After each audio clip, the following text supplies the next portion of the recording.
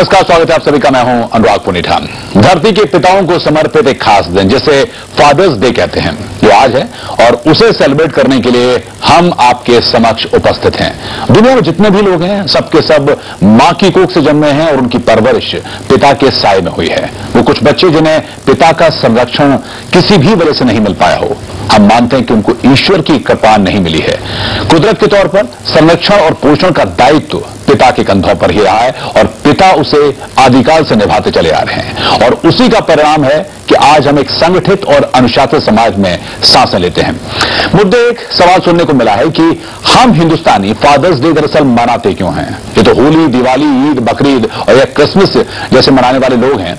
सच है, हम कुछ साल पहले तक ये डे यानी कि फादर्स डे नहीं मनाते थे।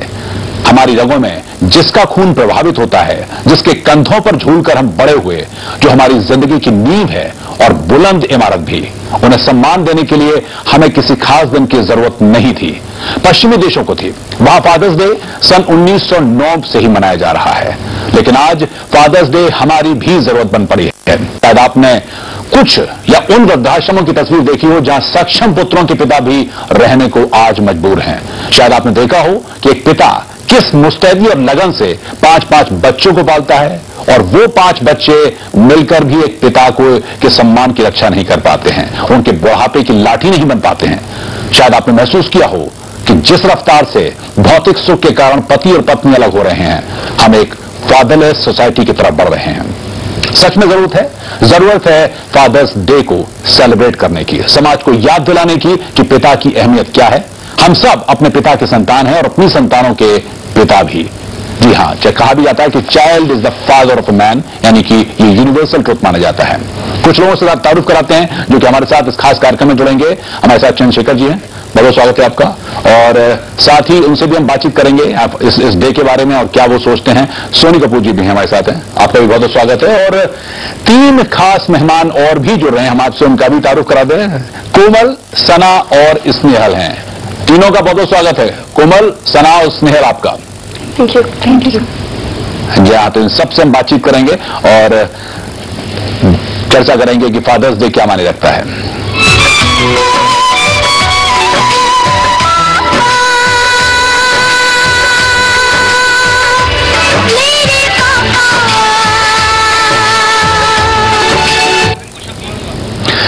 फादर्स डे के तौर पर एक पिता होने के नाते मेरी भी एक बेटी है।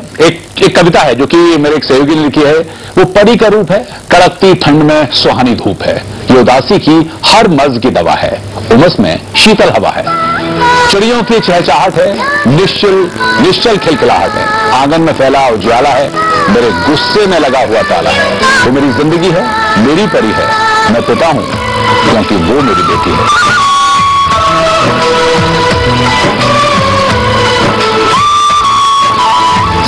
समय के साथ बदलते रिश्तों, या कहें कि हम फादर्स डे नहीं मनाते थे, लेकिन आज एक पिता होने के नाते, या कहें कि दुनिया में सभी लोग जो कि पिता हैं किस तरह सेलिब्रेट करते हैं।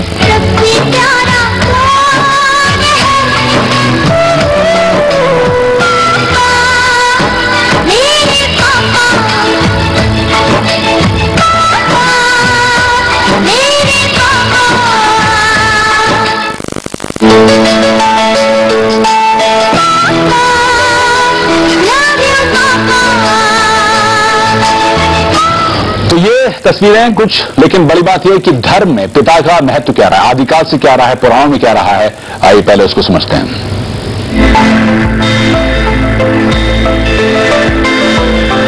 हिंदू धर्म में पिता को हमेशा देवतुल्य यानी देवता की तरह पूजनीय माना गया है। सदियों से देवताओं की तरह पिता की चरण वंदना करने की परंपरा रही है। संयुक्त परिवार में परिवार के प्रथम पुरुष के तौर पर पिता घर के सारे फैसले लेता आया है। वाल्मीकि के रामायण में पिता के महत्व का सुंदर और सांस्कृतिक वर्णन किया गया है। रामायण सिखाती है कि किस तरह पिता दशरथ की आज्ञा का पालन करने के लिए भगवान राम ने पत्नी सीता और भाई लक्ष्मण के साथ 14 वर्षों का वनवास काटा। राम अपने पिता की आज्ञा पालन करके आदर्श पुत्र का कर्तव्य निभाते हैं।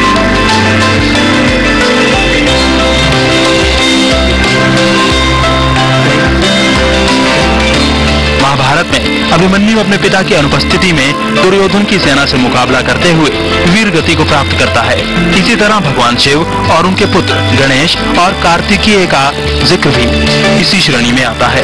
हालांकि हिंदू मान्यताओं में शिव भगवान का वर्णन एक अनुशासित और थोड़ा सख्त पिता के तौर पर किया जाता है। इसी तरह इस्लाम में पिता का कर्तव्य सिर्फ ये नहीं बताया गया कि वो अपनी संतान की केवल भौतिक आवश्यकताएं पूरी करें, बल्कि आदेश दिया गया है कि उनकी शिक्षा दीक्षा प्रशिक्षण इस प्रकार से करें कि संतान नेक, ईमानदार, सज्जन, सभ्य, ईशपरायण और चरित्रवान बने। उन्हें नैतिक गुणों से सुसज्जित किया जाए और दुर्गुणों और दुष्कर्मों से बचाया जा सके।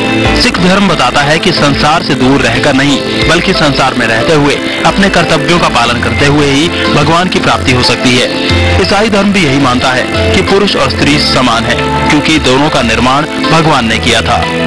परिवार को समाज की मूल इकाई, प्रभु के साम्राज्य का चिन्ह माना गया है। हम चर्चा करें, लेकिन उससे पहले अपने दर्शकों से भी हमारी राय है और हम उनसे कह रहे हैं कि हम एक सवाल आज आपसे पूछ रहे हैं कि सक्षम बेटे के होते हुए भी बुजुर्ग पिता वृद्धाश्रम में रहने को मजबूर हैं, कितना उचित मानते हैं आप? इस मुद्दे पर हम फोन लाइन खोल रहे हैं। जो लोग हमारे कार्यक्रम देख रहे हैं वो हमको फोन कर सकते हैं, अपनी राय हमसे शेयर कर सकते हैं।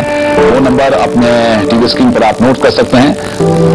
समय के साथ बदलते रिश्तों में बुजुर्ग पिता घर पर न रखकर लोग उनको वृद्धाश्रम छोड़कर आते हैं।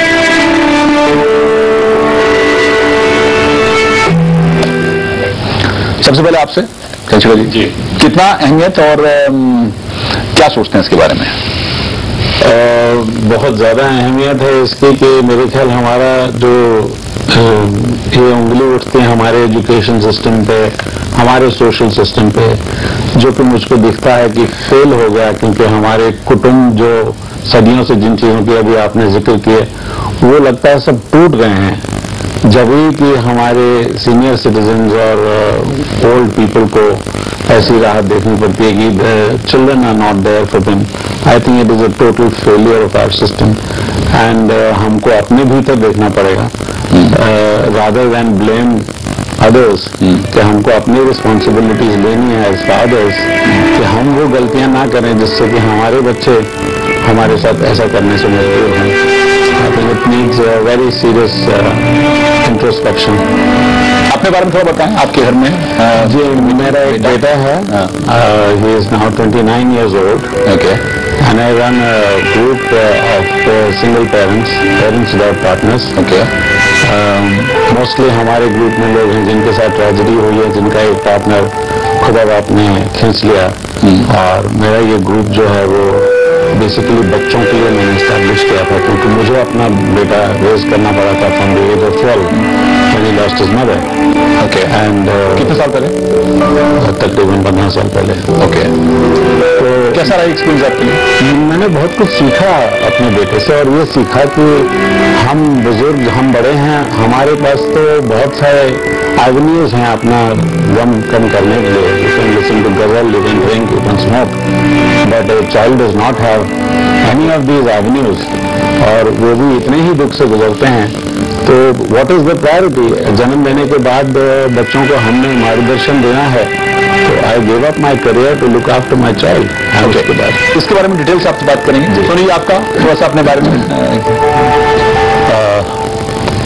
मेरा नाम शोनी कपूर है, मेरा एक 5 साल का बेटा है, लगभग 5 साल का. मैं बहुत से लिटिगेशन से गुजर रहा हूँ, जिसमें से एक कस्टडी बैटल भी है. मेरी माता जी का देहांत भी करीब 10-12 साल पहले हो गया था, और मेरे पिताजी जो हैं वो करते हैं, मेरे संग रहते हैं.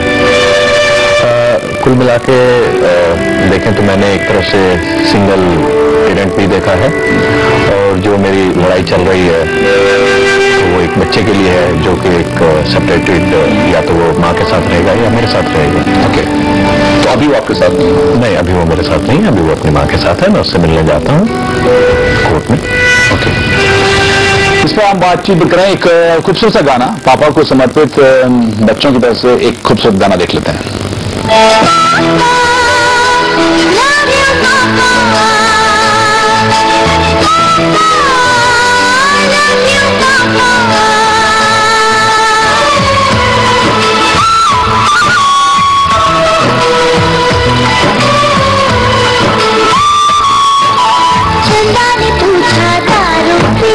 तारों ने पूछा हजारों की, चंदा ने पूछा तारों की, तारों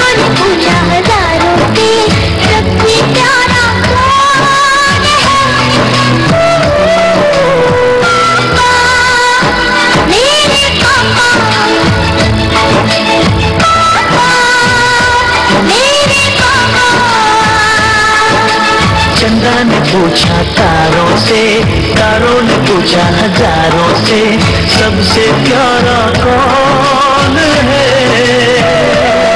तेरे पापा, पापा, मेरे पापा। यहाँ पे कुछ शब्द गाना कोमल है, सना है और स्नेहल है। कोमल, सबसे पहले आपसे कुछ क्या कहना चाहेंगे फादर्स डे के लिए, अपने पापा के लिए? देखिए, सारे भारत देशवासियों को मेरी तरफ से सबसे पहले हैप्पी फादर्स डे। और मैं आप सबसे भी यही कहना चाहूंगी कि हमारे फादर सबसे पहले हमारे वो फादर नहीं है, वो हमारे बेस्ट फ्रेंड हैं, जो हमारे सिर्फ देख रेख ही नहीं करते, हमारी खुशियों का ख्याल नहीं रखते, हमारे व्यूज को हम अपने पापा के साथ शेयर करते हैं और हम हम उन्हें बेस्ट फ्रेंड की तरह ट्रीट करते हैं। वो हमारी मुश्किलों को समझते हैं, हमारी प्रॉब्लम्स को शेयर करते हैं और इसी तरह वो भी अपनी प्रॉब्लम्स को हमारे साथ शेयर करते हैं। तो सबसे पहले हमारे फादर नहीं है, वो हमारे लिए हमारे बेस्ट फ्रेंड है। सना, आप क्या कहेंगे? सबसे पहले तो मैं सभी को फादर्स डे के लिए विश करना चाहूंगी। मेरा ये मानना है कि फादर्स जो होते हैं एज अ प्रेसिडेंट होते हैं, जिनसे वो अपनी प्रॉब्लम हमसे शेयर नहीं करते हैं, वो किस स्टेट में गुजर रहे हैं, उनका मेंटल स्टेट क्या है, हमसे शेयर नहीं करते हैं। बट हमारी हर एक छोटी से छोटी चीज के लिए, हर एक खुशी के लिए वो हमेशा उसके लिए स्ट्रगल करते हैं, प्रिपेयर रहते हैं, हमेशा उस चीज को पूरा करने की कोशिश करते हैं। बट वो किस तरह से उस चीज को पूरा कर रहे हैं, क्या डिफिकल्टीज उनको फेस करनी पड़ रही है, हमसे वो ना तो फेस करते हैं ना कभी हमें रियलाइज होने देते हैं। Okay, very good. स्नेहल, आप क्या कहेंगे? तो यहाँ पे विलियम शेक्सपियर का जिक्र करना चाहेंगे हम। उन्होंने कहा था कि हम गॉड को फादर बुलाते हैं बाइबल में, अदरवाइज भी। क्योंकि इस फादर टोन से ज्यादा प्योर और होली नेम कुछ हो नहीं सकता था। हमारे लिए पिता माता भगवान तुल्य होते हैं। और आज आपने जो शुरुआत करी उससे थोड़ा इमोशनल भी हो गए हम कहीं ना कहीं। तो my message to all those children जो कंपेल करते हैं अपने पेरेंट्स को वृद्धाश्रम, ओल्ड एज होम की तरफ जाने को, उनके लिए एक मैसेज है, always look up to your father however tall you grow out to be in life. Okay, very good. मतलब आपने कहा कि शुरुआत की है।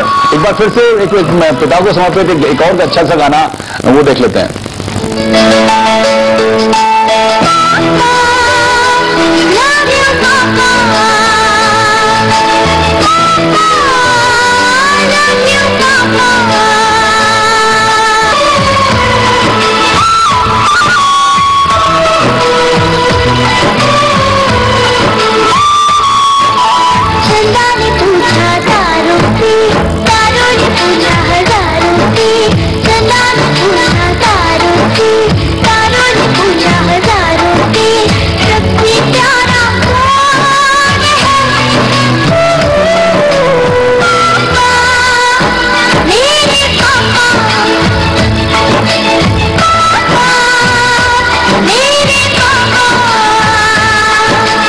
चंदा ने पूछा तारों से, तारों ने पूछा हजारों से, सबसे प्यारा कौन है? तेरे पापा। जी हाँ, तो ये सवाल है, खूबसूरत तस्वीरें आपने देखी। फिलहाल हमारा सवाल ये भी है कि आज के समाज में सक्षम बेटे के होते हुए भी बुजुर्ग पिता वृद्धाश्रम में रहने को मजबूर हैं, कितना उचित में है? आप क्या सोचते हैं? आपकी राय क्या है इसके लिए? आप उनको फोन कर सकते हैं।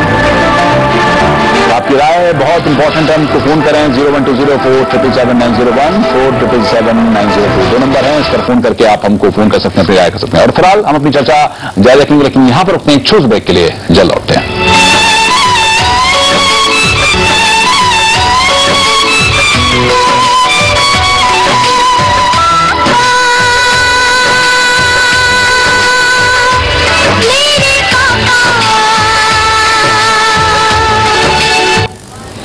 के बाद स्वागत है आप सभी का। और जैसे हम चर्चा करने की बात कर रहे थे, लेकिन उससे पहले एक कॉलर हमारे साथ जुड़ रहे हैं। हमारे साथ ललित हैं रायपुर से। जी ललित, क्या कहना चाहते हैं? सर, मुझे नहीं लगता एक सक्षम बेटे के होते हुए माता पिता को आश्रम में रहने की जरूरत है,